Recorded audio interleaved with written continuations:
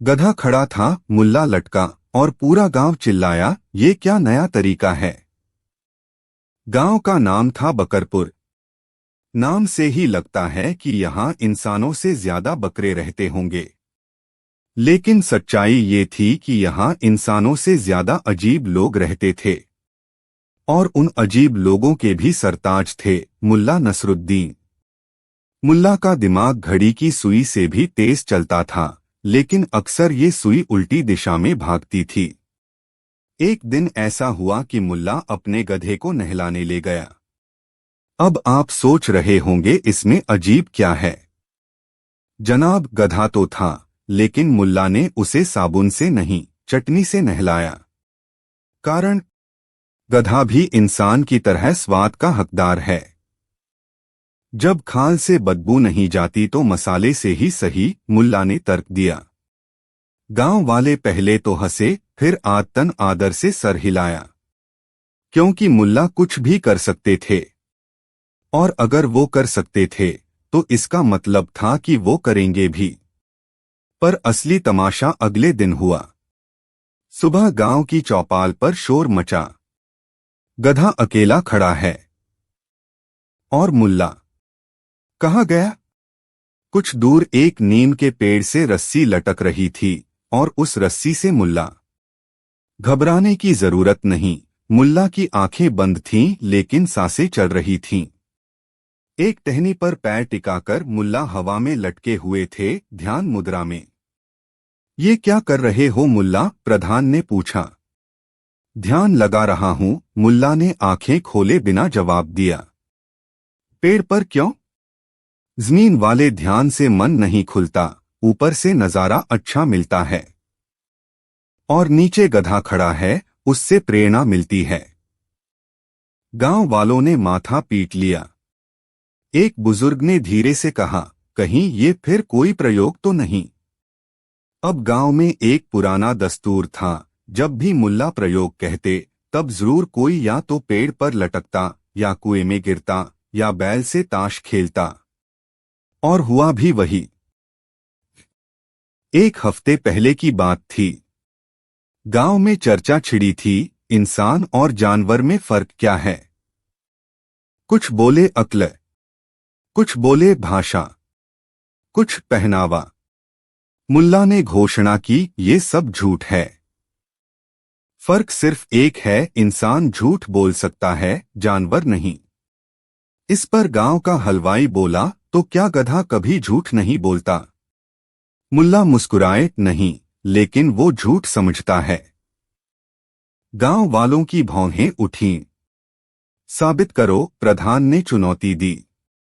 और यही से शुरू हुआ था गधा सत्य परीक्षण प्रयोग। मुल्ला ने गधे के आगे 3 रोटियां रखीं, एक में नमक, एक में मिर्च और एक में गुड़। गधा सीधा नमक वाली पर गया। देखा, मुल्ला चिल्लाए, गधा नमक पसंद करता है। मतलब ये झूठ पहचानता है, क्योंकि बाकी 2 में या तो तीखापन था या मिठास, जो असली जीवन में दिखावा है। गांव वाले थोड़े प्रभावित हुए, थोड़े चकित। फिर मुल्ला ने गधे को चौपाल पर बैठा दिया और गांव वालों को बैठाकर प्रवचन देना शुरू किया। गधा असल में हर मानव का गुरु हो सकता है। शांत, सहनशील, मेहनती और बिन बोले काम करता है। इसलिए मैंने फैसला किया है कि मैं अब अपने गुरु के चरणों में बैठूंगा। और अगले दिन मुल्ला गधे के सामने पेड़ से लटक गए। गांव में अब नई बहस छिड़ गई थी, क्या गधा असली गुरु है? किसी ने मुल्ला के कान में कहा, गधा तो आज भी मूर्ख ही कहलाता है। मुल्ला ने गंभीर होकर कहा, तो फिर मूर्खता ही असली बुद्धि है। अब गांव का विद्वान भी उलझ गया।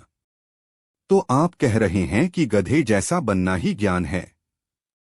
बिल्कुल, मुल्ला बोले, ज्ञान वही है जो समझ में न आए और फिर भी सब सिर हिलाएं। गांव वाले अब रोज गधे के आगे फूल चढ़ाने लगे।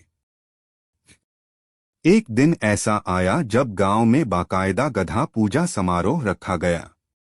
गधा सजाया गया, माथे पर तिलक, गले में माला और पीठ पर रेशमी कपड़ा। मुल्ला ने भाषण दिया, आज से यह गधा गुरु गदाधर बाबा कहलाएगा।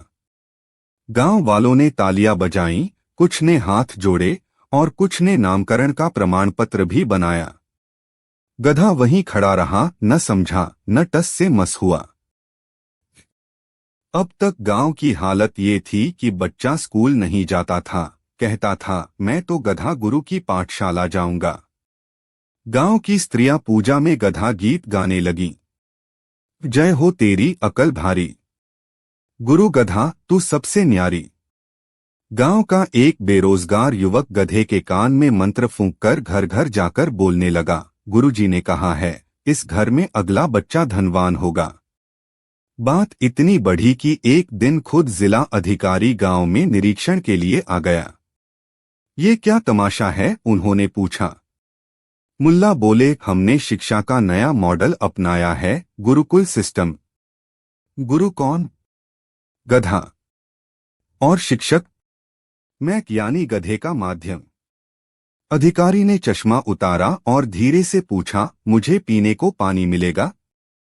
मुल्ला बोले, गुरु गधा से पूछना पड़ेगा। अगले दिन अधिकारी ने रिपोर्ट दी, बकरपुर में नवाचार चल रहा है। प्रयोगात्मक शिक्षा पद्धति लागू है। आगे अनुसंधान हेतु समर्थन आवश्यक है। गांव वालों ने यह सुना और उत्सव मना डाला। अब मुल्ला ने अगला कदम उठाया, गधे को वोट देने का अधिकार दिलाने की मुहिम। जब वो गुरु है तो राजा क्यों नहीं बन सकता, उन्होंने नारा दिया। नारा गूंजा, गधा राजा देश हमारा। अब गांव में चुनाव का माहौल था। गधे का पोस्टर बना, चश्मा लगाए, सिर पर मुकुट और नीचे लिखा, आपका एक वोट एक मिनियाता कल। गांव वालों ने खून पसीना एक कर दिया। और गधा अब भी वहीं खड़ा था। इतने में एक दिन गधा लापता हो गया। गांव में हड़कंप मच गया।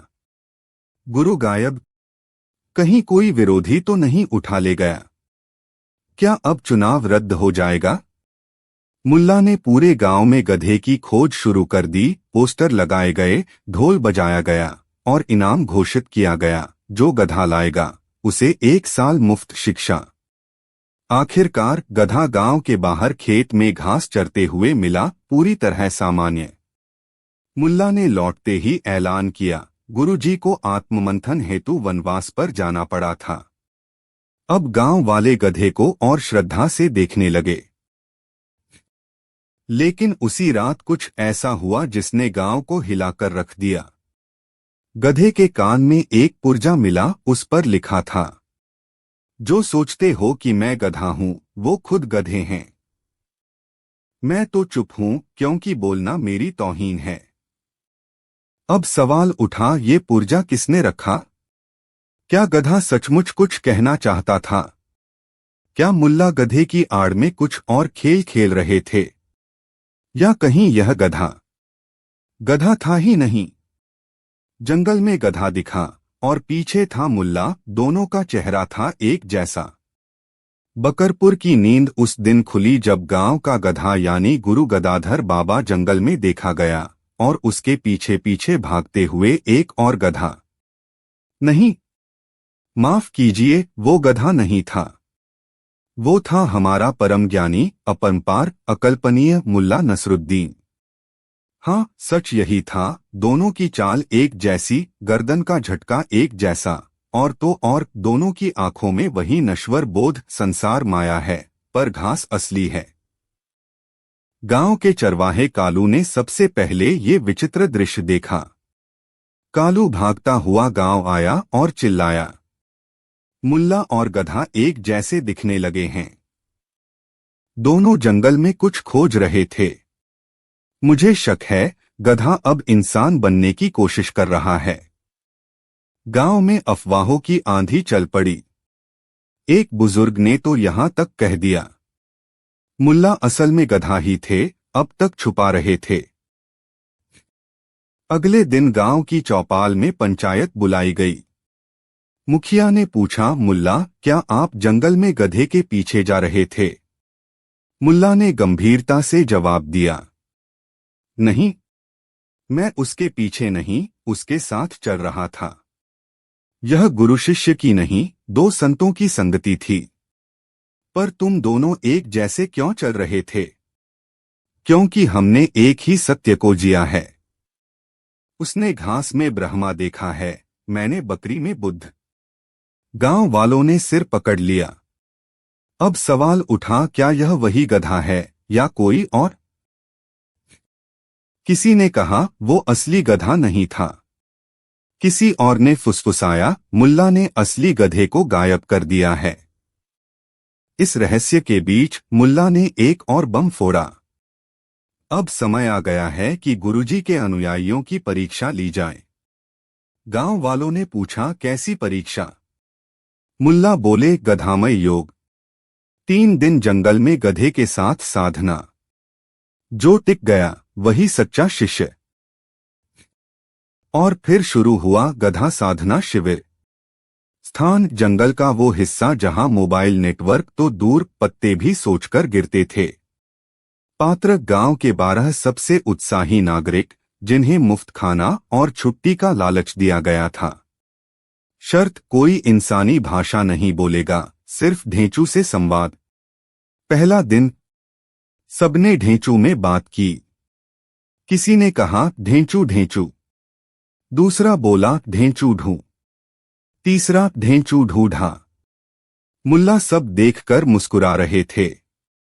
यह संवाद नहीं, यह आत्मा की पुकार है। दूसरा दिन। 4 लोग भाग चुके थे। 2 पेड़ से लटककर सोचने लगे, क्या हम ही गधे हैं? एक ने तो पत्थर पर सिर मारना शुरू कर दिया। तीसरा दिन। मुल्ला ने घोषणा की, अब अंतिम परीक्षा, गधे से घास छीनो और देखो क्या प्रतिक्रिया होती है।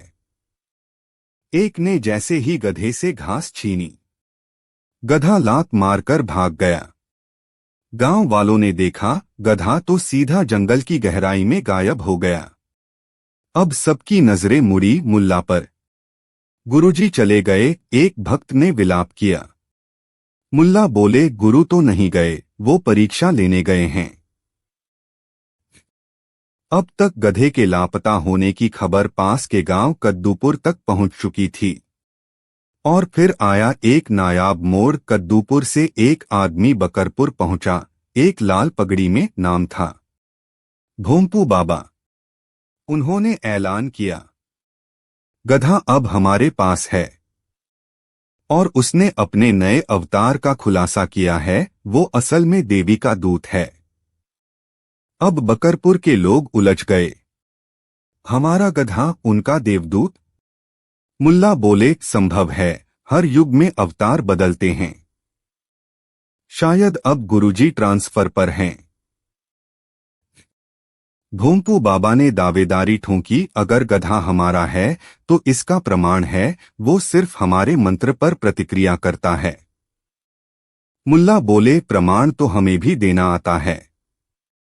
और फिर तय हुआ गधा महाद्वंद्व। स्थान गांव की सीमा पर मैदान। प्रतिभागी बकरपुर बनाम कद्दूपुर। मूल प्रश्न, गधा किसका है? मुल्ला ने मंच संभाला। गुरुजी, अगर आप मुझे पहचानते हैं तो एक बार कान हिलाइए। गधा चुप, एक तिनका भी न हिला। भोंपू बाबा बोले, हे दिव्य प्राणी, अगर तुम हमें स्वीकारते हो तो एक बार पूंछ घुमा दो। गधा वही चुप्पी। गांव में सन्नाटा। अचानक एक बच्चा दौड़ा, उसके हाथ में था गधे का कान। नकली, प्लास्टिक का। बच्चा बोला, ये कान पेड़ से लटका मिला, कोई असली गधा नहीं, ये तो मुखौटा है। पूरे गांव की आंखें फटी की फटी रह गईं। गधा तो असली था ही नहीं। अब तो शक और गहराया। क्या ये गधा नकली था? क्या मुल्ला ने सबको मूर्ख बनाया? या फिर मुल्ला खुद किसी खेल में फंस गए? मुल्ला बोले, मैंने कभी नहीं कहा कि गधा असली है। मैंने कहा विचार असली है। गांव वाले बोले तो वो गधा था कौन? और तभी एक तीसरा गधा मंच पर आ गया, असली। मिट्टी से सना, सींगों में पत्ते, आंखों में वही पुराना परिचित आलस्य। मुल्ला चौंके। भोंपू बाबा पीछे हटे। गधा बोला ढेंचू। और फिर आया मंच पर एक और पात्र, सफेद दाढ़ी वाला साधु, जिसके गले में थी एक माला, और उस माला में लटक रहा था वही पुर्जा। जो सोचते हो कि मैं गधा हूं, वो खुद गधे हैं। उसने मंच से कहा, मैं ही हूं असली गधा। सब चौंके। क्या? मैंने वर्षों साधना की और गधा बनकर इस समाज का असली चेहरा देखा। अब समय आ गया है सच बताने का। मुल्ला स्तब्ध। गांव अवाक। भीड़ से एक आवाज आई, अगर वो असली गधा था तो मुल्ला किसके पीछे घूम रहे थे? और अब सवाल खड़ा था, क्या मुल्ला नासमझ बने हुए थे या सब समझकर भी अनजान थे? गधा असली कौन था और नकली कौन? कौन साधु है, कौन अभिनेता? और क्या अगला अध्याय खुद मुल्ला पर केंद्रित होगा? साधु ने गधा बनाया और मुल्ला ने सबको, पर सबसे बड़ा गधा कौन निकला? बकरपुर में उस दिन का सूरज जैसे साजिश से निकला था। हवा में रहस्य था, पेड़ों में कान थे, और लोगों की आंखों में सिर्फ एक सवाल, असली गधा कौन है? 3 गधे सामने खड़े थे। एक जो वर्षों से गांव का प्रिय गुरु गदाधर बाबा था। दूसरा जो जंगल में पाया गया था और हूबहू पहले वाले जैसा दिखता था। तीसरा जो मंच पर आया और बोला, मैं ही असली गधा हूं, और फिर आदमी में बदल गया। और इन सबसे ऊपर मुल्ला नसरुद्दीन, जो कभी गधे को गुरु बनाते, कभी पेड़ पर लटकते, कभी गधा बन जाते। अब सभी की निगाहें साधु पर थीं, वही जिसने दावा किया कि उसने वर्षों गधे का रूप धारण किया। साधु बोला, मैं एक योगी हूं और मैंने गधा रूप धारण किया था ताकि देख सकूं कि इंसान कैसे सोचता है। मैं जानना चाहता था कि क्या एक गधा जो चुप रहता है, सिर्फ खाता है और लात मारता है, एक दिन किसी का गुरु बन सकता है। मुल्ला धीरे धीरे मंच की ओर बढ़े और बोले, साधु बाबा, अगर आपने गधा रूप धारण किया था तो क्या आपने सच में महसूस किया कि लोग आपको समझदार समझते हैं या सिर्फ चुप रहने वाला जानवर? साधु मुस्कराए, मैंने देखा कि जितना कम बोलो उतना बड़ा ज्ञानी बन जाते हो, और जब बिल्कुल न बोलो तो लोग तुम्हें भगवान बना देते हैं। इस पर गांव के पंडित जी बोले, फिर तो हम सबने मूर्खता में तुम्हें पूज लिया। मुल्ला बोले, नहीं पंडित जी, मूर्खता वहां नहीं थी। मूर्खता वहां थी जहां हम सबने सोचना छोड़ दिया और मान लिया कि जो कुछ भी अलग दिखे वही सत्य है। भीड़ में सन्नाटा फैल गया। अब तीसरे गधे की बारी आई, जो चुपचाप खड़ा था, न पूंछ हिला रहा था न कान। मुल्ला उसकी ओर गए, धीरे से उसके सामने बैठ गए और बोले, अब बता, तू ही बता, तू ही असली गधा है या नहीं? गधे ने मुंह उठाया, मुल्ला को देखा, और उनके चेहरे पर एक जोरदार छींक फेंकी। पूरा मैदान हंसी से गूंज उठा। मुल्ला मुस्कराए, यह प्रमाण है, यह वही है असली गुरु।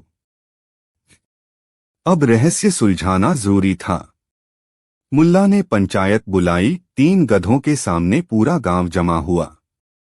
मुल्ला बोले, गांव वालों, यह सब एक प्रयोग था जो हमने मिलकर किया, मैं, साधु बाबा और ये बेजुबान गधा। सब चौंके।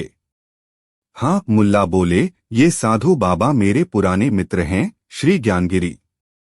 एक दिन ये मेरे पास आए और बोले, मुल्ला, अब लोग बिना सोचे विश्वास करने लगे हैं। चलो कुछ ऐसा करते हैं कि लोग सोचने पर मजबूर हो जाएं। तब हमने मिलकर यह योजना बनाई, एक साधु गधा बनेगा, एक असली गधा रहेगा और मैं सबका माध्यम बनूंगा। देखते हैं लोग किसे सच मानते हैं। अब तो गांव वाले भौंचक्के। लेकिन प्रधान जी बोले, आपने हमें धोखा दिया। मुल्ला बोले, नहीं, मैंने सिर्फ आईना दिखाया। आपने जो देखा वो सिर्फ आपकी उम्मीदें थीं। आप सबने एक गधे को भगवान मान लिया क्योंकि वो चुप था। आपने उसे पूज लिया क्योंकि उसने लात नहीं मारी। और आप मुझे गुरु मानते रहे क्योंकि मैं गधे की भाषा जानता था। गांव में एक गहरी चुप्पी पसर गई। बच्चे भी शांत थे, बूढ़े भी सोच में डूबे। और असली गधा वो तो एक कोने में खड़ा खुरचन चबा रहा था। कुछ देर बाद साधु बाबा बोले, अब मेरा काम पूरा हुआ, मैं वापस हिमालय जाऊंगा। लेकिन जाते जाते एक बात कहूंगा, असली ज्ञान वो नहीं जो किसी और से मिले, बल्कि वो जो आपको खुद से मिले। उन्होंने मुल्ला को गले लगाया और जंगल की ओर चल पड़े। अब गांव वालों की बारी थी। प्रधान जी बोले, मुल्ला, तुमने हमें मूर्ख बनाया, लेकिन मजा आ गया। हमने सोचना सीखा, हंसना सीखा और सबसे बढ़कर शक करना सीखा। एक बूढ़ा बोला, अब हमें कोई भी गधा भगवान नहीं बना सकता जब तक वो कम से कम 2 भाषण न दे दे। भीड़ में हंसी गूंज उठी। अंत में मुल्ला ने घोषणा की, अब मैं किसी गधे को गुरु नहीं बनाऊंगा। अब मैं खुद गधा बनूंगा, यानी वो जो चुप रहे, सोचे और किसी का भरोसा तोड़े नहीं। और वो असली गधा, वो अब भी वही था, लेकिन अब उसे कोई गुरु नहीं मानता था। लोग उसे प्यार से बुलाते थे, घासाचार्य जी, और सुबह सुबह बच्चे उसे बिस्किट खिलाने आते थे। और यहीं बकरपुर की सबसे बड़ी गाथा समाप्त हुई। गधे ने किसी को कुछ नहीं कहा, लेकिन सब कुछ सिखा गया। और मुल्ला, उन्होंने एक आखिरी बात कही, जिस दिन लोग सोचने लगेंगे उस दिन गधा गधा नहीं रहेगा, और शायद इंसान भी नहीं। अगली कहानी। जिस दिन मुल्ला ने खुद को गिरफ्तार किया, उस दिन पूरा शहर उलझ गया कि पुलिस कौन है। शहर का नाम था खपचंदपुर। और उस दिन सुबह सुबह लोग अपने दरवाजे खोलकर बाहर निकले तो देखा कि चौक के बीचों बीच एक आदमी हांफता हुआ खड़ा है। उसके कपड़े उलझे हुए हैं, आंखों में नींद और उत्साह दोनों, और सिर पर लटक रहा है पुलिस की टोपी। वो आदमी कोई और नहीं, खुद मुल्ला नसरुद्दीन था। लोगों ने पूछा, मुल्ला, तुम इस हाल में क्यों हो? मुल्ला ने गंभीरता से उत्तर दिया, मैंने अभी अभी एक बड़ा अपराधी पकड़ा है।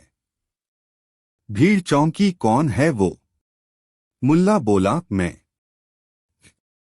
अब कहानी पीछे जाती है।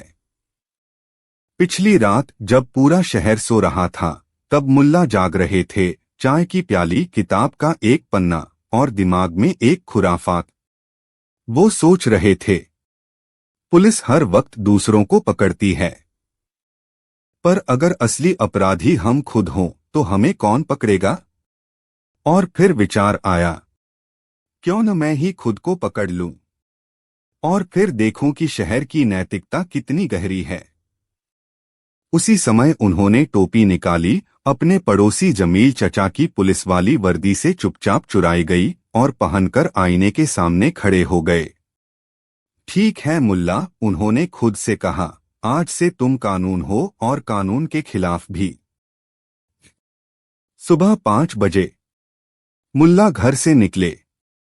अपने ही दरवाजे पर खड़े होकर जोर से चिल्लाए, रुको, भागने की कोशिश मत करना। लोग जाग गए, दरवाजे खुल गए। मुल्ला ने खुद को गर्दन से पकड़कर कहा, मैं आपको गिरफ्तार करता हूं मुल्ला साहब, क्योंकि आप वही हैं जो लोगों को सोचने पर मजबूर करते हैं, और ये समाज के लिए खतरा है। फिर खुद को घसीटते हुए चौक तक ले आए। वहीं से कहानी शुरू हुई थी। अब पूरा शहर जमा हो गया था। कोई हंस रहा था, कोई फोटो खींच रहा था और कोई सचमुच परेशान था। क्या सच में मुल्ला कोई अपराधी हैं? पुराने स्कूल मास्टर आए और बोले, क्या अपराध किया है इन्होंने? मुल्ला बोले, मैंने 3 बड़े अपराध किए हैं। 1, अपने गधे को नगर निगम की मीटिंग में भेजा। 2, एक बार खुद को ही वोट दिया और जीता भी। 3, सबसे बड़ा, लोगों से कह दिया कि सवाल पूछना गाली देने से बेहतर है। भीड़ भौंचक की। तो मास्टर साहब बोले। मुल्ला बोले, तो मुझे जेल में डाला जाए ताकि मैं वहां सोच सकूं कि अगली बार क्या नया करूं। अब समस्या ये थी, शहर में असली जेल ही नहीं थी। खपचंदपुर में सिर्फ एक पुराना कोठा था जिसे कभी कचरा घर और कभी गोदाम के रूप में इस्तेमाल किया जाता था। तो क्या हुआ? मुल्ला खुद ही उस कोठे में चले गए, ताला लगाया और बाहर से कुंडी भी लगा दी। अब लोग बाहर खड़े थे, जेल के बाहर, और मुल्ला अंदर। वो अंदर से चिल्लाए, अब मैं एक कैदी हूं, पर ध्यान रखना मैं बहुत खतरनाक हूं। मुझसे बहस मत करना। बच्चे ताली बजा रहे थे। बूढ़े लोग सिर हिला रहे थे। एक बुजुर्ग ने कहा, ये सब नौटंकी है, इसे बाहर निकालो। मुल्ला ने जवाब दिया, बिल्कुल, मुझे तभी बाहर निकाला जाए जब कोई ये साबित कर दे कि मैं अपराधी नहीं हूं। अब असली मुसीबत शुरू हुई। शहर में पहली बार जनसुनवाई शुरू हुई। विषय, क्या मुल्ला नसरुद्दीन सच में अपराधी हैं? पहली गवाही दूधवाले बशीर की। मुल्ला हर रोज बिना पूछे मेरी भैंस को समझाते हैं कि वो कम दूध क्यों दे रही है। मेरी भैंस अब मुझे घूरने लगी है। ये भावनात्मक उत्पीड़न है। दूसरी गवाही मोहल्ले की अम्मा की। मुल्ला हर मंगलवार को मेरी छत से पतंग काटते हैं और फिर नीचे आकर पूछते हैं कि ये पतंग आपकी जिंदगी के लक्ष्यों की तरह ही क्यों टूट गई। मैं परेशान हो गई हूं। तीसरी गवाही स्कूल के प्रिंसिपल की। इन्होंने मेरे भतीजे को समझाया कि परीक्षा में नंबर नहीं, सवाल मायने रखते हैं।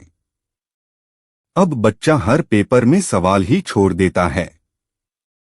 अब लोगों को शक होने लगा, शायद वाकई अपराधी है। लेकिन फिर कुछ समर्थन में भी आए। एक किताब बेचने वाला बोला, मुल्ला की वजह से मेरी दुकान चलती है। वो लोगों को बहस में फंसाते हैं और फिर उन्हें किताबों की जरूरत पड़ती है। एक बच्चा बोला, मुल्ला मुझे रोज एक सवाल पूछने देते हैं और जवाब में कभी जोर से नहीं हंसते। एक युवा बोली, जब सब मुझे कहते हैं कि मैं घर बैठूं, मुल्ला कहते हैं कि बाहर जाओ और दुनिया को उल्टा देखो, शायद सीधा वही हो। अब बहस गर्म हो गई थी। उधर जेल में बैठा मुल्ला एक पुरानी खिड़की से झांकता था, मुस्कुराकर लोगों को देखता। एक दिन एक आदमी आया और बोला, मुल्ला तुमने ये सब करके हमें सोचने पर मजबूर कर दिया। मुल्ला बोले, तो फिर मुझे छोड़ दो। आदमी बोला, नहीं, तुम यहीं रहो ताकि हम बाहर चैन से सोच सकें। अब शहर ने एक नया नियम बनाया, साप्ताहिक मुल्ला दर्शन। हर रविवार लोग जेल के बाहर इकट्ठा होते, मुल्ला एक खिड़की से झांकते और एक सवाल पूछते, क्या अपराध वही होता है जो कानून कहे या जो विवेक न माने? अगर एक गधा किसी पागल को लात मारे तो सजा किसे हो, गधे को या पागल को?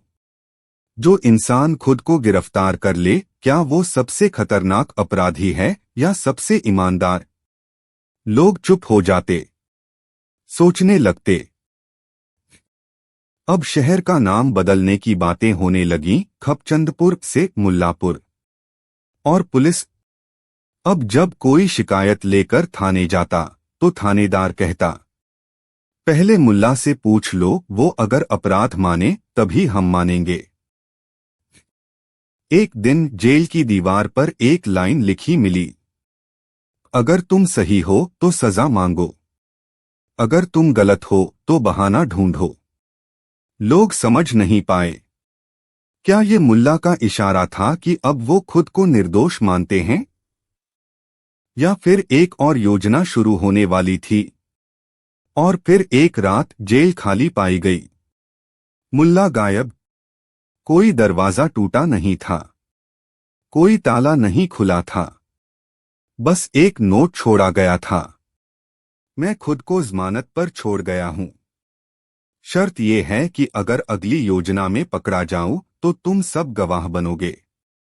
जिस दिन पूरा शहर जेल चला गया और मुल्ला बाहर बैठा गिन रहा था, असली कैदी कौन है। मुल्ला नसरुद्दीन के खुद को गिरफ्तार करने और फिर रहस्यमयी तरीके से जेल से जमानत पर बाहर आने के बाद खपचंदपुर शहर में सब कुछ बदल चुका था। अब शहर का हर नागरिक सोचने लगा था, अगर मुल्ला अपराधी नहीं था तो हम क्या हैं। और यही सोचते सोचते लोगों में अपराध बोध की लहर दौड़ गई। सबसे पहले वह दूधवाला बशीर आया, हाथ जोड़कर बोला, मुल्ला, मैंने तुम्हारे खिलाफ झूठी गवाही दी। दरअसल मेरी भैंस को समस्या मुझसे थी, तुमसे नहीं। मैं अपराधी हूं। मुल्ला ने मुस्कराकर कहा, तब जाओ और उस जेल में बंद हो जाओ जहां मैंने खुद को डाला था। बशीर गया और खुद को उसी कोठरी में बंद कर लिया। इसके बाद स्कूल के प्रिंसिपल, जो पहले मुल्ला की बातों को विद्रोह कहते थे, अब बोले, मेरे भतीजे को जो समझाया वो ठीक ही था। मैंने ही उसे अंकों की मशीन बना दिया था। मैं दोषी हूं। वो भी जेल चला गया। एक एक कर हर कोई आने लगा। अम्मा, सब्जी वाला, हलवाई, मंदिर का पुजारी, यहां तक कि थानेदार भी। थानेदार ने कहा, मुल्ला, तुमने तो कम से कम खुद को गिरफ्तार किया था। हमने तो कभी खुद पर शक ही नहीं किया। हम तो खुद से ही बेखबर थे। और उसने भी वर्दी उतारी और कोठरी में जा बैठा। देखते ही देखते पूरा खपचंदपुर उस एकमात्र कोठरी में भर गया। अब हालत यह थी कि शहर खाली था और जेल भरी हुई। लेकिन उस जेल की सबसे अजीब बात ये थी, लोग वहां जबरन घुस रहे थे और कोई बाहर नहीं आना चाहता था। क्यों? क्योंकि वहां उन्हें वह शांति मिल रही थी जो बाहर की दुनिया में खो गई थी। वहां कोई झूठ नहीं बोलता था। वहां कोई ऊंच नीच नहीं थी।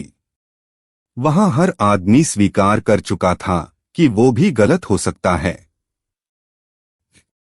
अब शहर में सिर्फ एक व्यक्ति बचा था, मुल्ला नसरुद्दीन।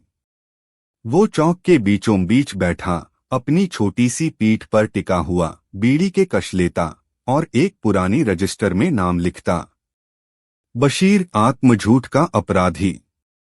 पंडित, ज्ञान का दंभ रखने का अपराधी। प्रिंसिपल, मशीनों में इंसान बनाने का अपराधी। अम्मा, अपने डर को दूसरों पर थोपने की अपराधी। थानेदार, ताकत को सच मानने का अपराधी। और सबसे नीचे लिखा, मुल्ला, सबको ये बताने का अपराधी कि वो अपराधी हैं। अब एक शाम जब आसमान लाल हो चला था, एक बच्चा मुल्ला के पास आया। बच्चे ने पूछा, मुल्ला चाचा, जब सब लोग जेल चले गए तो आप अकेले क्यों बाहर हैं? मुल्ला ने कहा, क्योंकि मैं अब तक ये सोच रहा था कि कहीं मैं भी जेल में बंद होने लायक तो नहीं। बच्चा हंसा, तो क्या आप नहीं जाएंगे? मुल्ला मुस्कराए, नहीं बेटा, क्योंकि अगर मैं भी जेल चला गया तो कौन बाहर रहेगा ये सोचने के लिए कि अगली बार हमें क्या करना चाहिए। अगले दिन सुबह जेल का दरवाजा खुला मिला। सभी लोग बाहर आ गए, चुपचाप, बदले हुए, जैसे कोई लंबा ध्यान करके लौटे हों। अब शहर में नया नियम बना। हर आदमी महीने में एक दिन खुद को विचार कारावास में भेजेगा। वो दिन होगा सिर्फ सोचने, खुद से बहस करने और अपनी गलतियों को पहचानने का। मुल्ला ने उस दिन अपनी दुकान खोली। नाम था अपराधियों की पाठशाला। यहाँ कोई किताब नहीं बिकती थी, सिर्फ सवाल मिलते थे, जैसे क्या तुम जो हो वो तुमने खुद चुना है?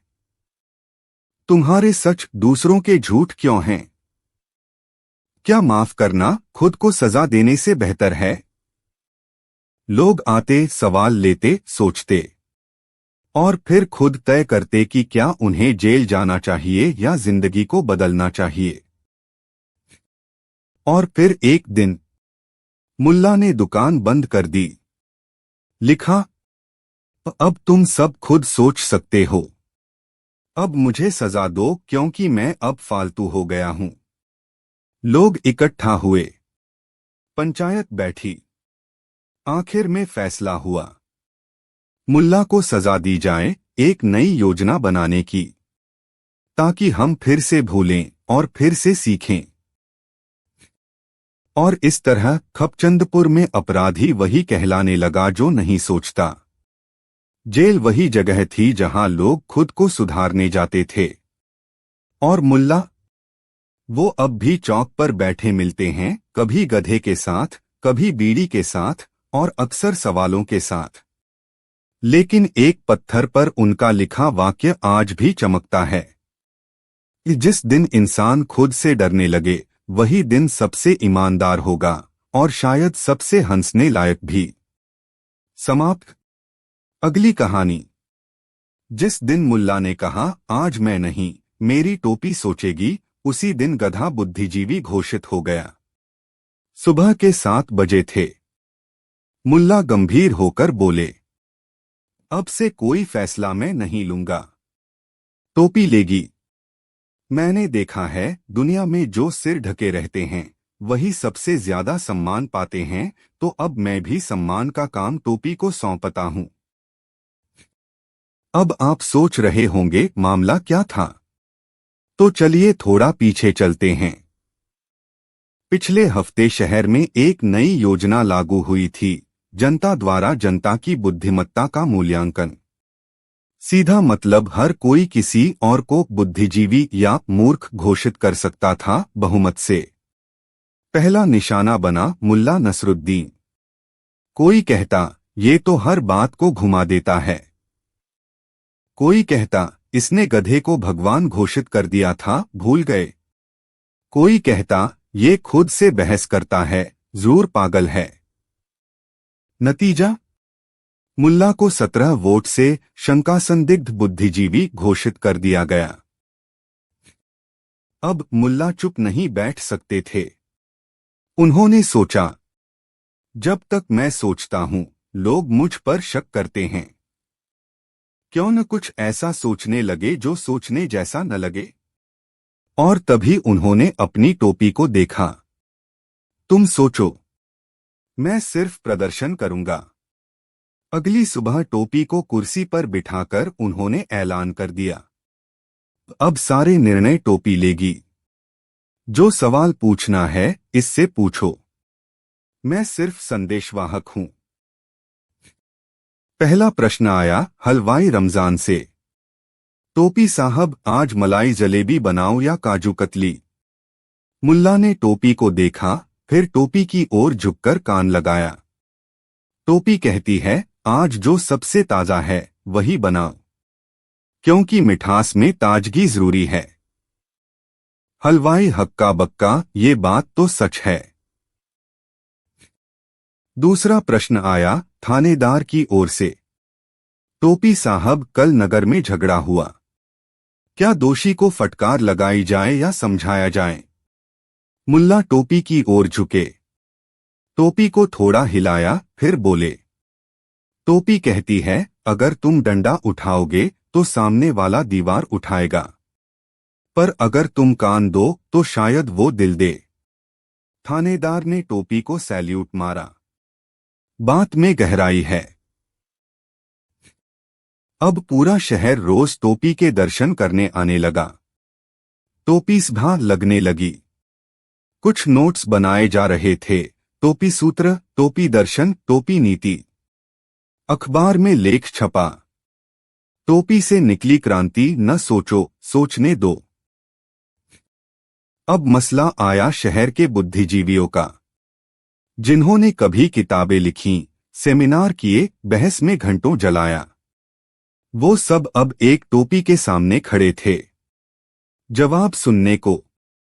किसी ने तंज मारा, मुल्ला तुम लोगों को उल्लू बना रहे हो। मुल्ला बोले, नहीं जनाब, उल्लू तो वही होते हैं जो रात को भी सोचते हैं, पर टोपी तो दिन में सोचती है, और शांति से। बात फैल गई। टोपी उल्लू से ज्यादा समझदार है। अब टोपी से डर लगने लगा था। एक दिन गधा खुद सामने आ गया। गधा बोला, अब तक उसने बोलना शुरू कर दिया था, मुल्ला के पास रहकर। अगर टोपी सोच सकती है तो मुझे भी मौका मिलना चाहिए। मैं भी सिर झुकाता हूं, बोझ ढोता हूं, बराबर चलता हूं, ये सब सोचने से कम थोड़े हैं। मुल्ला हंसे। तो अब से टोपी और गधा साथ बैठेंगे। गधा बोलेगा, टोपी सुनेंगी और मैं समझाऊंगा। अब नया मंच बना, गधा टोपी संवाद सभा। फैसले होने लगे। सड़क किस तरफ मोड़े जाएं? शादी ब्याह में कौन से पकवान हो? बच्चों को क्या सिखाया जाए? हर सवाल का जवाब आता। गधा बोले, टोपी झुके, मुल्ला बोले। गधा कहता है कि डर में जीना बोझ है, और टोपी कहती है कि गरिमा में सिर उठाना भी जरूरी है। अब तो यह भी कहा जाने लगा, गधे की आत्मा में बुद्धि है और टोपी में उसकी भाषा। पर सबको ये मंजूर नहीं था। एक गुट बन गया, नग्न सिर संघ। इनका कहना था, सिर्फ टोपी नहीं, बिना टोपी सोचने वाले भी जरूरी हैं। वो नारे लगाते, सिर ठंडा रखो पर खाली रखो। एक दिन उन्होंने टोपी चुराने की कोशिश की। मुल्ला ने टोपी को गधे के ऊपर रखकर चुपचाप बोला, अब ये बोलेगा नहीं, सिर्फ चलेगा। और जहां ये रुक जाए वहीं अगली सभा होगी। गधा चला और वहीं जाकर रुका, शहर के सबसे पुराने कुएं के पास। लोगों ने टोपी की ओर देखा। मुल्ला बोले, टोपी ने संकेत दिया है, हमें अब गहराई में उतरना होगा। कुएं के चारों ओर बैठकर लोग घंटों चुप रहे। शहर की धड़कन रुक गई। पहली बार कोई चुप्पी की सभा थी। फिर अचानक टोपी हवा में उड़ गई और कुएं में गिर गई। सब चौंक गए। मुल्ला बोले, टोपी अब सोच में डूब गई है। जब तक वह वापस न आए हम सब सोचेंगे अब क्या करें। अब लोग फिर से अपने दिमाग में लौटे। बच्चे पूछने लगे, क्या हम टोपी हैं या टोपी हम हैं? बूढ़े बोले, शायद अब टोपी को हमारी जरूरत नहीं रही। गधे ने भी चुपचाप घास खाना शुरू कर दिया। शहर के अखबार में हेडलाइन छपी, टोपी के डूबने के बाद शहर ने फिर से सोचना शुरू किया। लेकिन रात को कुएं से एक अजीब आवाज आई। कोई धीरे धीरे गा रहा था। टोपी गई सोचने, गधा गया बोलने। अब कौन बचा है? जो खुद से डरने लगे। लोग भागे कुएं की ओर। कुएं में कुछ तैरता दिखा, टोपी। और उसके ठीक पीछे एक नई टोपी, कुछ चमकीली, कुछ तेज और थोड़ी निडर। मुल्ला ने टोपी उठाई और मुस्कराए। अब अगली सभा होगी, 2 टोपियों की और एक गधे की। जब दोनों टोपियां झगड़ पड़ी और गधा जज बन गया। कुएं से निकलने के बाद शहर में पहली बार दो टोपियां एक साथ दिखीं। एक पुरानी जो सोचने का काम कर चुकी थी और एक नई जो सोचने की नई शैली लेकर आई थी, तेज, दमदार और थोड़ी घमंडी। मुल्ला नसरुद्दीन ने दोनों को अपनी हथेलियों पर रखा और गंभीरता से बोला, अब से ये दोनों मिलकर शहर की नीतियां तय करेंगी। मैं सिर्फ दुभाषिया रहूंगा और फैसला करेगी न्यायपीठ। लोगों ने पूछा, न्यायपीठ कौन? मुल्ला ने हंसते हुए कहा, गधा, वही न्याय करेगा। अब शहर का दृश्य बदल गया था। हर सुबह चौक पर एक गोल मंच बनता। बीच में बैठता गधा, माथे पर बंधी लाल पट्टी, आंखों पर पढ़ने वाला चश्मा और सामने खुली फाइलें। दाएं बैठती पुरानी टोपी, जिसने चुपचाप सोचना सीखा था। बाएं बैठती नई टोपी, जो चमचमाती और बहस करती थी।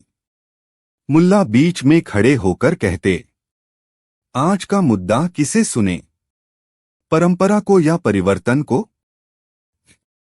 पहला मामला। बूढ़े बुजुर्गों ने कहा, बच्चे अब बात नहीं सुनते। नई टोपी उन्हें बगावत सिखा रही है। नई टोपी बोली, बगावत नहीं, सवाल करना। सवाल करने से ही सोचने की शुरुआत होती है। पुरानी टोपी बोली, पर सवाल पूछना सिखाओ, उत्तर से पहले विनम्रता भी। गधा सोच में पड़ गया। उसने सिर खुजलाया और कान फड़फड़ाए। फिर धीरे से अपनी एक खुर से जमीन पर खींचा। सवाल जरूरी हैं, पर उनसे पहले सब्र जरूरी है। मामला सुलझा। नई टोपी थोड़ा झुकी, पुरानी टोपी थोड़ा मुस्कराई। दूसरा मामला। युवाओं ने कहा, हम अपना फैशन खुद तय करेंगे। टोपी पहनना अब पुराना हो गया। नई टोपी चिल्लाई, हटाओ परंपरा, लाओ पहचान। पुरानी टोपी बोली, पर पहचान में अगर जड़ें नहीं हो तो वो हवा में उड़ जाती है। गधा सोचते हुए अपनी पूंछ हिलाता रहा। मुल्ला बोले, जज साहब, फैसला सुनाइए। गधा बोला, जो जमीन पर नहीं खड़ा वो शिखर भी नहीं चढ़ सकता, पर जो हमेशा नीचे ही देखता रहे उसे ऊपर का रास्ता नहीं मिलता। फैसला हुआ। परंपरा की टोपी को बनाना है जड़ और नई टोपी को बनना है पंख। अब टोपी दर टोपी के बीच झगड़े बढ़ने लगे। पुरानी टोपी कहती, सम्मान सबका, बोलचाल में भी तहजीब होनी चाहिए। नई टोपी कहती, सीधा बोलो, चाहे किसी को बुरा लगे, ये ईमानदारी है। पुरानी टोपी चुप रह जाती, नई टोपी चमकती। एक दिन पुरानी टोपी ने मुल्ला से कहा, मैं अब बोलना नहीं चाहती। लोग अब शांत सोच को कमजोर समझते हैं। मुल्ला उदास हुए। गधा चुपचाप उठा और पुरानी टोपी को अपनी पीठ पर रख लिया। कहा, तुम कमजोर नहीं हो, तुम स्थिर हो। मेरी पीठ पर बैठो ताकि लोग समझें कि स्थिरता भी ऊंचाई देती है। लोग भावुक हो गए। पहली बार किसी ने टोपी को पीठ का सम्मान दिया। अब एक नई घोषणा हुई।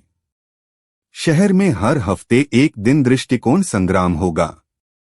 उस दिन दोनों टोपियां एक विषय पर बहस करेंगी और गधा फैसला देगा। टॉपिक आते रहे। सफलता दिखावे से या साधना से? हंसी मनोरंजन है या विद्रोह? उस सच बोलना जरूरी है या सुनना? टोपी बोलती, गधा सुनता और शहर सीखता। पर नई टोपी अब ज्यादा तेज हो चली थी। उसमें एक अजीब सा आ गया था। वो कहती, मैं जनता की टोपी हूं, मुझे पसंद किया जा रहा है, अब मुझे किसी फैसले की जरूरत नहीं। पुरानी टोपी शांत थी, जैसे कोई बुजुर्ग जो युवा उबाल को देख रहा हो। गधा अब रोज बेचैन रहने लगा। फिर वो दिन आया जब नई टोपी ने सभा में जोर से चिल्ला दिया, गधा अब जज नहीं रहेगा, वो तो जानवर है, समझ ही क्या सकता है। पूरा शहर स्तब्ध। मुल्ला चुप। पुरानी टोपी भी पहली बार कांप उठी। गधा कुछ नहीं बोला। वो धीरे धीरे उठा और सभा छोड़कर चला गया। अगले दिन से अदालत बंद। दोनों टोपियां बिना जज के मौन। अब शहर में दो धड़े बन गए। एक तरफ नई टोपी आंदोलन जो कहते थे बोलो, टकराओ, जीत लो। दूसरी तरफ गधा समर्थक सोच जो कहते थे सुनो, समझो और फिर कहो। शहर अब विचारों से नहीं, नारों से गूंजता। पुरानी टोपी खामोश थी, नई टोपी तैश में। मुल्ला अब भी बीच में खड़े थे, एक हाथ में पुरानी टोपी, एक में नई। और गधा गायब। 3 दिन बीते। चौथे दिन मुल्ला ने घोषणा की, गधा लौटेगा, पर अब वो जज नहीं, पथ प्रदर्शक होगा। लोग बोले वो तो गया, लौटेगा नहीं। मुल्ला बोले, जिसे तुम छोड़ देते हो वही अक्सर तुम्हारा रास्ता बनता है। बस देखो कब क्या दिख जाए। और उस शाम एक अजीब दृश्य दिखा। शहर के बाहर पहाड़ी के नीचे बैठा था गधा। सामने 2 और टोपी, एक लाल रंग की बहुत छोटी, एक काली रंग की बहुत बड़ी। गधा दोनों को देख रहा था। और बगल में खड़ा था मुल्ला मुस्कराते हुए। उन्होंने कहा, अब अगली सभा 4 टोपियों की होगी और फैसला खुद जनता करेगी। जब जनता ने टोपी पहनने से मना कर दिया और मुल्ला ने सिर ही गायब कर दिया, शहर अब एक जंक्शन पर खड़ा था। 4 टोपियां तैयार थीं। पुरानी शांत टोपी, नई तेज तर्रार टोपी, छोटी लाल उपदेश टोपी और बड़ी काली विरोध टोपी। और बीच में था गधा, अब पथ प्रदर्शक, न जज न वक्ता, बस मौन। मुल्ला नसरुद्दीन ने ऐलान किया, अब कोई जज नहीं, अब से जनता ही तय करेगी कौन सी टोपी उनके सिर पर सजेगी। सभा बुलाई गई, महाटोपी सम्मेलन। लोग जमा हुए। गधा मंच के पीछे बैठा, आंखें मूंदकर घास चबा रहा था। मुल्ला बोले, हर कोई बारी बारी से टोपी पहनेगा और बताएगा वो कैसा महसूस करता है। पहली आई नई तेज टोपी। एक युवक ने पहनी। गर्दन तन गई, आवाज में जोश आया। वो बोला, अब मैं किसी से नहीं डरूंगा, जो कहूंगा सीधा कहूंगा। पर मेरी बातें सुनकर सब नाराज क्यों हो जाते हैं? फिर टोपी उतारी, माथे पर पसीना था पर मन में गर्मी। दूसरी आई पुरानी शांत टोपी। एक बुजुर्ग ने पहनी। मुस्कराया, आंखें बंद की। मुझे ऐसा लगा जैसे मैं खुद को सुन पा रहा हूं। लेकिन जब मैंने कुछ कहना चाहा, लोग बीच में बोलने लगे। टोपी उतारी, मन हल्का था पर शब्द अधूरे। तीसरी आई छोटी लाल टोपी। एक बच्चा आया, पहना और तुरंत बोला, सब चुप हो जाओ, अब से मेरी बात सुनो। हर बात में नैतिकता होनी चाहिए। जैसे माँ कहती है, पहले दांत साफ फिर खेल। लोग हंसे। बच्चे ने टोपी उतारी और बोला, ये टोपी बहुत भारी है, सोचने नहीं देती। चौथी आई बड़ी काली टोपी। एक औरत ने पहनी। बोलना शुरू किया, सब कुछ गलत है, ये व्यवस्था, ये लोग, ये नियम, सब बदलो, आग लगाओ। कंधे कांप रहे थे पर चेहरे पर क्रोध से ज्यादा थकान थी। टोपी उतारी, आंसू गिर रहे थे। अब मुल्ला बोले, हर टोपी कुछ देती है, कुछ छीनती है। हर सोच कुछ उजाले लाती है, कुछ छाया छोड़ती है। अब आप ही तय करें, क्या एक टोपी पर्याप्त है? सभा में मौन। तब गधा उठा, धीरे धीरे मंच पर आया, सबकी ओर देखा, फिर एक एक टोपी को अपनी पीठ पर रखा। चारों टोपियां अब गधे की पीठ पर थीं, और गधा चुपचाप पहाड़ी की ओर बढ़ गया। मुल्ला बोले, गधा अब सोच नहीं रहा, बस ले जा रहा है चारों विचार इस शहर से दूर, क्योंकि शायद ये शहर अब तैयार नहीं है। अगली सुबह शहर में एक अजीब परिवर्तन हुआ। लोग बिना टोपी, बिना जज, बिना सभा अपने अपने काम में लग गए। हलवाई बिना राय लिए मिठाई बना रहा था। बच्चे सवाल नहीं जवाब दे रहे थे। थानेदार शांति से बैठकर चाय पी रहा था। कोई किसी को बुद्धिजीवी या मूर्ख नहीं कह रहा था। लग रहा था जब टोपियां चली गई, सोचने की जगह बन गई। मुल्ला नसरुद्दीन पूरे दिन गायब रहे। शाम को चौक पर प्रकट हुए, बिना टोपी, बिना गधा, बिना मुस्कान। पर सबसे अजीब बात ये थी, मुल्ला के सिर पर कुछ नहीं था। न सिर्फ टोपी नहीं, सिर ही नहीं था। बस गर्दन के ऊपर एक खाली गोल कटोरी जैसी जगह। लोग डर गए, मुल्ला तुम्हारा सिर कहाँ है? मुल्ला बोले, मैंने सोचने का बोझ छोड़ दिया है। अब मैं सिर्फ वो बनना चाहता हूं जो सुनता है, मुस्कुराता है और बीच में नहीं आता। एक बच्चा बोला, तो अब आप क्या होंगे मुल्ला? मुल्ला बोले, अब मैं सिर्फ एक संकेत हूं कि जो सोचता है जरूरी नहीं बोले, जो बोलता है जरूरी नहीं सोचे, पर जो सुनता है वो हर किसी को जोड़ सकता है। और फिर मुल्ला धीरे धीरे चलते हुए शहर से बाहर निकल गए। कंधे पर कोई बोझ नहीं, सिर पर कोई टोपी नहीं, चेहरे पर कोई संदेह नहीं। शहर चुपचाप उन्हें जाता देखता रहा। टोपियों का युग समाप्त हो चुका था।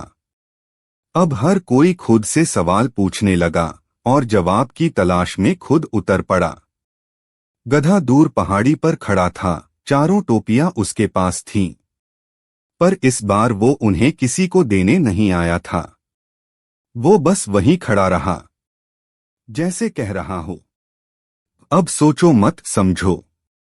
समाप्त। अगली कहानी। जो कुआं खुद पर हंस पड़ा और मुल्ला ने बाल्टी से हाथ मिलाया। शहर में आजकल अजीब सी शांति थी। ना टोपी का झगड़ा, ना गधे की अदालत, ना सभा, ना शोर। मुल्ला नसरुद्दीन सुबह से एक लोटा लेकर घूम रहे थे। ना किसी से बात, ना किसी को देखना। लोगों ने पूछा, मुल्ला ये लोटा लेकर कहाँ घूम रहे हो? मुल्ला बोले, कुएं से मिलना है। लोग बोले, कुएं से मिलने के लिए लोटा क्यों? मुल्ला मुस्कराए, क्योंकि हाथ मिलाना अभी संभव नहीं।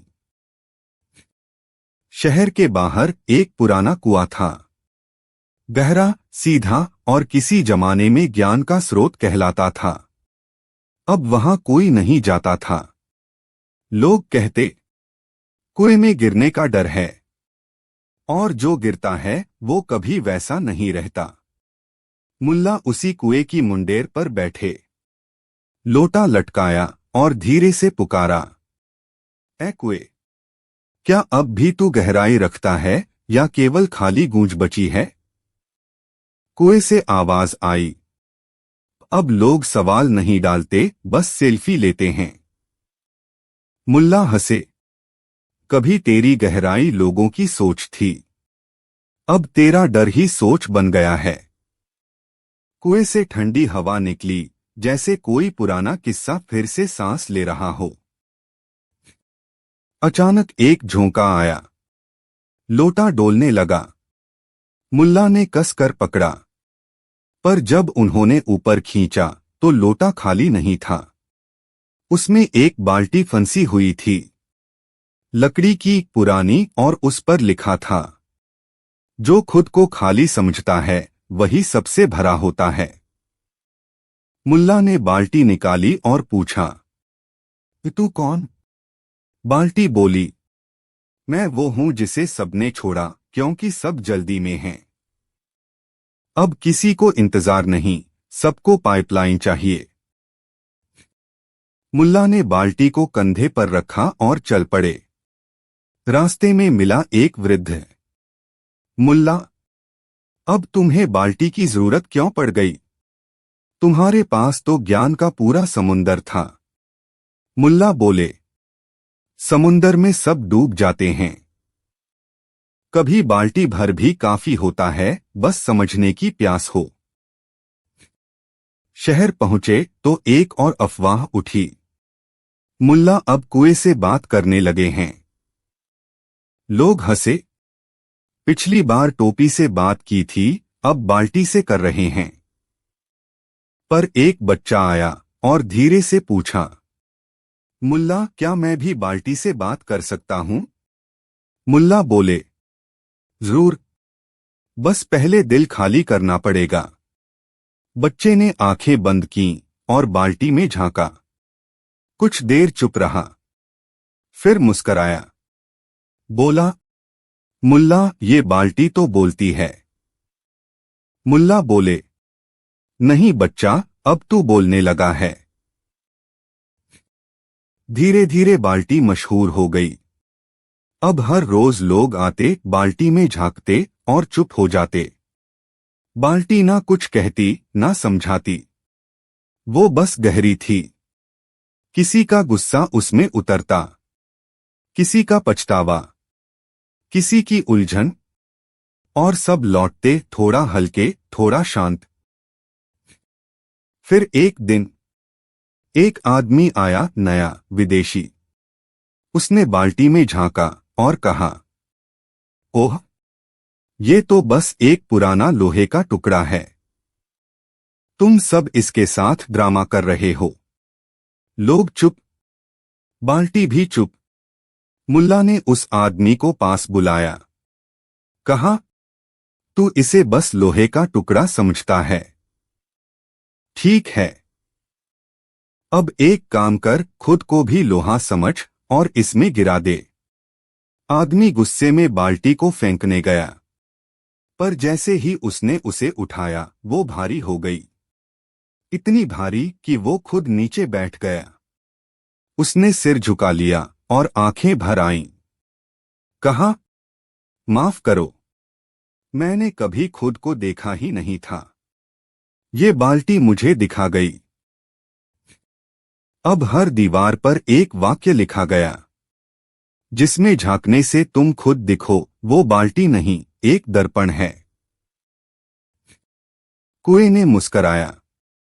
मुल्ला ने लोटा वापस फेंका और कहा, तेरा जल नहीं बदला कुएं, पर अब पीने वाले बदल गए हैं।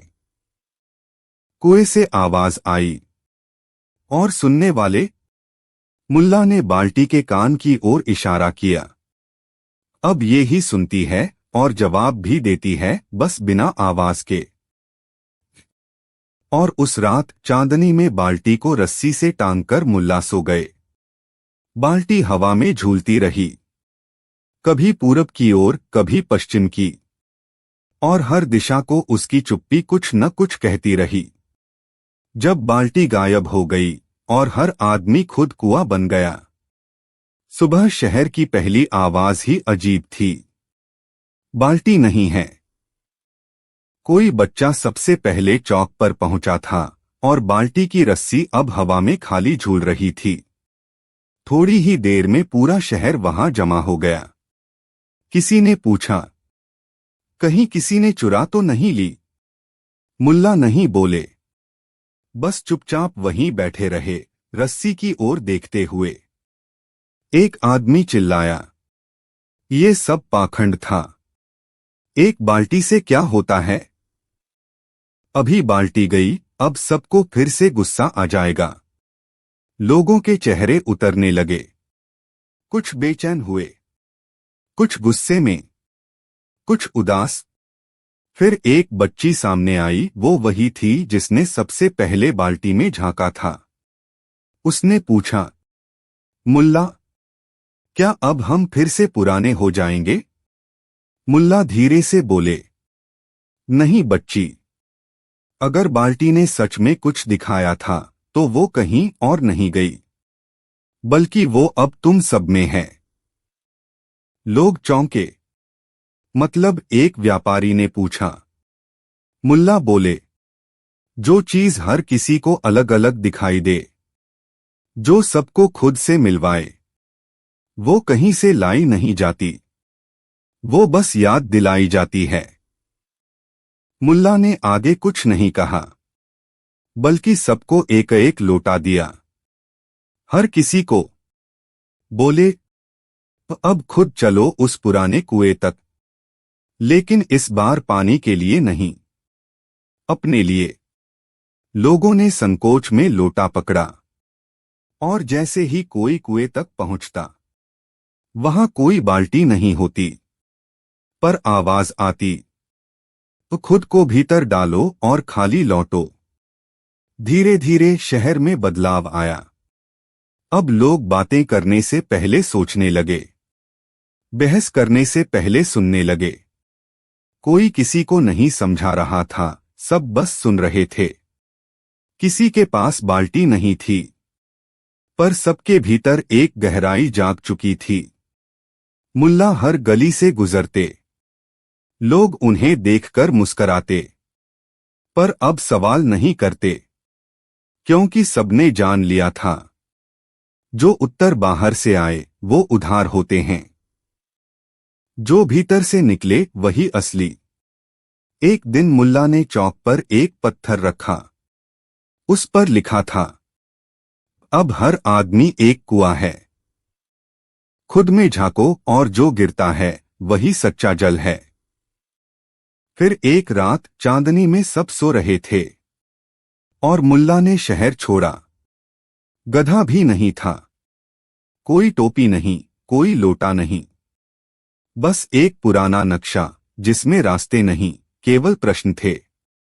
सुबह लोगों ने देखा, चौक पर वही रस्सी झूल रही थी, पर इस बार नीचे कोई बाल्टी नहीं थी, बल्कि हर रस्सी पर एक आईना टंगा था। हर किसी ने उसमें झांका, और खुद को पहले से गहरा, थोड़ा शांत, थोड़ा मुस्कुराता पाया। शहर में उस दिन एक अजीब सन्नाटा था। कोई यह नहीं जानता था कि बाल्टी कहाँ गई। जो बाल्टी हर किसी के मन की गहराई दिखाती थी, जो सबकी उलझनों को सुनती थी, वो अचानक गायब हो गई थी। लोग जमा हुए चौक पर, जहां बाल्टी हमेशा टंगी रहती थी। मुल्ला नसरुद्दीन भी वहां आए, चेहरे पर गहरी गंभीरता। लेकिन उन्होंने कोई जवाब नहीं दिया। बच्चे, बूढ़े, युवा सब परेशान थे। कुछ तो गुस्से में थे, कुछ उदास और कुछ भयभीत। मुल्ला, अब हम क्या करेंगे? हमारी वो सहारा कहाँ गया? एक बूढ़े ने पूछा। मुल्ला ने धीरे से कहा, बाल्टी कभी हमारे बाहर नहीं थी, वो हमेशा हमारे अंदर थी। लोग समझ नहीं पाए।